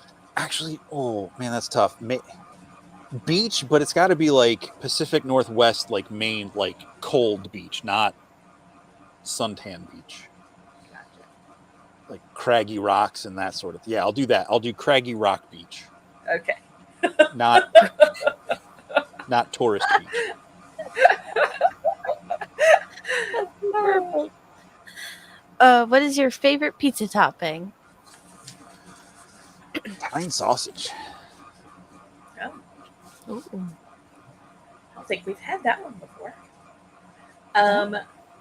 What is your favorite sub? Sub. I was going to try to be clever and think of the one that's sitting in the Baltimore Harbor that you can get a tour of, but I would say if I can say a Philly cheesesteak, I don't know if that Yep. would count as a sub. It can. But Absolutely. I will say a Philly cheesesteak with American cheese. That's awesome. Ooh, good pick. Yeah. Do you call it pop or soda? Depends on where I live. When I lived in Illinois, I had to say pop, or I was gonna hear people, complain about it. So I shifted to pop, and it took me a while to adjust out of it when I moved back to Pennsylvania. But grew up, it was soda. And what's your favorite? My favorite. Soda. Oh, soda. I thought that was just my favorite, like anything. Favorite soda. Mountain Dew, if I can be specific, Whiteout, which they no longer make. Right. Ooh, that was a good one. Yeah. So regular Mountain Dew and then Baja Blast is the close. Ooh. Yeah. So Dave said Geno's or Pat's, Jesse, and then Paul said wit or without whiz. No whiz. I like melted American cheese on it, preferably white American cheese if possible. And I don't know what Geno's or Pat's is, Dave, so I apologize. It's in Philly. Billy. Okay. I guess I've never had a true Philly cheesesteak from Philly. Gotcha. But yeah, All right. What is your favorite movie?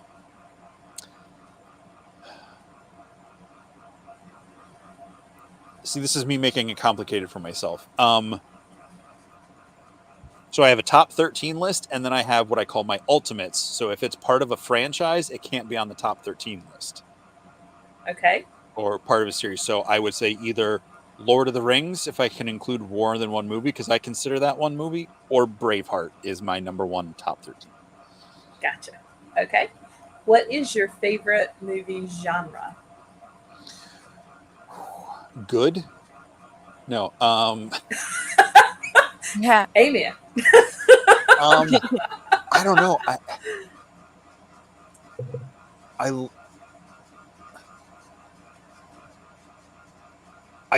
I guess I'm just gonna keep going back to the same drum and sword and sorcery fantasy. Fantasy. Yep. Yeah. What is your favorite TV show?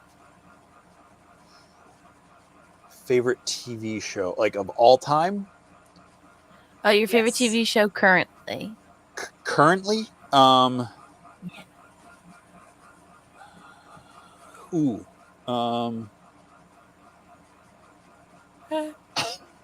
Sorry, I just saw Curtis's comment. I just That's did what I too. feel. Man, I haven't even recommended what I would think. Man, I could recommend some, I think, great movies that you would absolutely hate, Curtis. But I try not to be that much of a jerk. Um, favorite show currently? That's tough. I'm really excited for Rings of Power season 2. Um,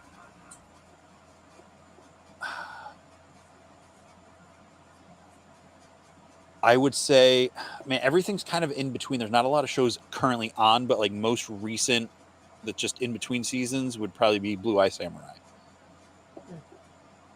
Heard a lot of good things about that. Yeah. Oh, and what Um, was your favorite TV show as a kid? Favorite TV show as a kid? I absolutely loved Transformers. Um, kids, there's a lot of them. There's so much stuff from the 80s and early 90s that could fit in there, but like Transformers is there's something about it. Like I've never been a car guy, but I love the idea of my car turning into a giant robot. So yeah, go with Transformers. cool. All right. We are just a few minutes from needing to be done with the show. So we are going to Okay. jump down to the bottom of the questions. We got the two that we ask everybody. Um, how big are you hoping the dragon from Four Horsemen will be? Do you want my serious answer or a fun Yes. answer? Um, how big do I hope it is? Yes. How big do you hope it is? Small enough that I can afford it. Uh, I know 3 feet gets thrown around a lot, so I'm gonna go with that. I feel like that, like from head to tail, stretched out, 36 inches. Okay. Now, hopefully articulated in a way where it can, Be stand up, smaller. and the Yeah. tail end you can condense it. But yeah, I'll go with 36 inches. All right. And what is one thing that you can tell us that you haven't told anyone else? Ooh.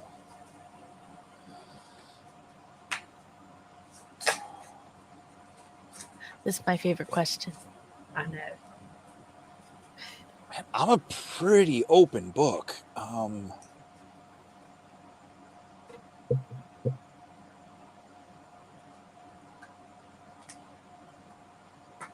Ooh, man, I don't know. I'm not trying to be shy. I'm just trying to think of um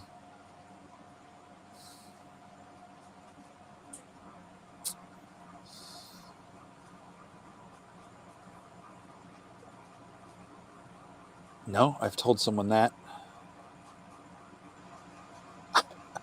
Oh man, that's a good question. I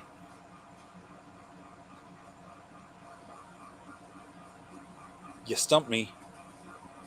I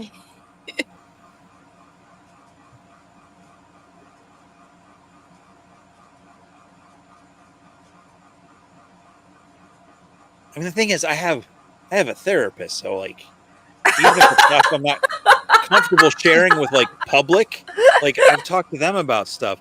Um,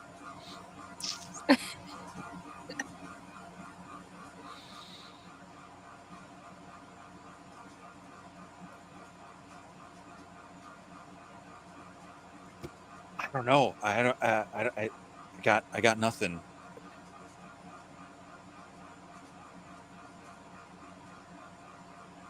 Um. Okay, it's not fun. I mean, it's fun, but it's not like ooh. Nope. Nope. What does it? Does it count if there was someone else involved in? Sure. So I got someone did a sale on the Cabal last week, and I got an Nefarious from them, and they sent a uh, uh, Frost Troll Cyclops head with it, which was not in the post. So yeah, I guess Oh. no, I have not told anyone else that. So that's what I've got. Oh, Curtis said, I- "Tell us about a custom that you're making." Oh, I mean, I guess. I mean, I got like 50 of those little sandwich things that I mean, I don't know. I probably haven't told every one of them, but like,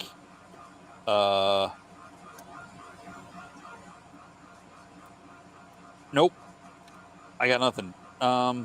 Nope, yeah, nope. I'm sorry. That's I'm okay. not super exciting when it comes to that. Jesse, we truly appreciate you hanging out with us on Thursday night before you have to get ready to leave early in the morning to go to IshCon. yeah. I am thrilled that I will get to see you tomorrow evening at IshCon. It's going to be a fun weekend, and it's going to be fun having you down south, and we get to spend some time together. That's going to be awesome. Yes. Thank you very much for having me on. I'm sorry I didn't have a great answer for that last question, but I look forward to seeing y'all and everyone else down at IshCon this weekend. And make sure you guys check out, if I can make a quick plug, Off World Yes, tomorrow night absolutely. with their BishCon, is what I'll say on here. That was funny Yeah. when I saw it today. They're upset that they can't be at IshCon, so they're going to complain about it during the show. Oh my gosh, that was funny. Yes, Off World this weekend on Friday night. Mm-hmm. Purple Gang will be on Saturday at IshCon after the reveal. Yep. And then you guys are going live on Sunday at 8. Sunday night with Bear Blaze, yeah. Oh, Curtis is awesome. painter of the year this year. Woohoo! Woohoo. So, yeah, got lots going on. And we have an exciting guest that is going to join us in a couple of weeks, and we will get it posted up in the Cabal as soon as we have the thumbnail ready. But I'm so excited! So, Jesse, I will see you tomorrow. Miss Amber, I will catch you in a couple weeks. You got anything fun going on this weekend, Amber? Not a thing. Not Just gonna IshCon, that's relax. for sure. Well, we wish you could be there. I really do wish you could be there. Just We would have a lot pretend of I'm fun. Yeah, I'll pretend. All right. We will see everybody later. You guys have a great evening, and we will catch you in 2 weeks. Bye.